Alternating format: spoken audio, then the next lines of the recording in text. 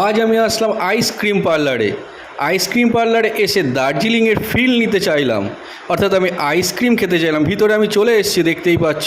ভিতরটা দেখে তো আমি বুঝতেই পারলাম যে এখানে অনেক অনেক রকমের ফ্লেভার এবং অনেক রকমের আইসক্রিম আছে।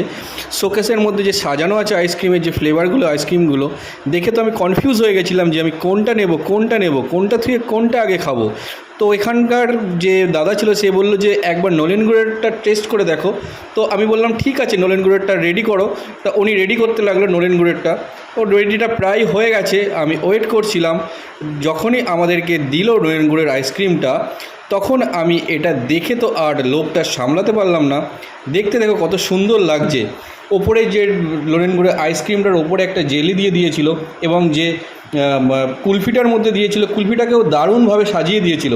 আমি ততক্ষণ আইসক্রিমটা টেস্ট করতে লেগে, ততক্ষণ তোমরা আমার চ্যানেলটা লাইক করো, সাবস্ক্রাইব করো, পাশে দেখো। টাটা।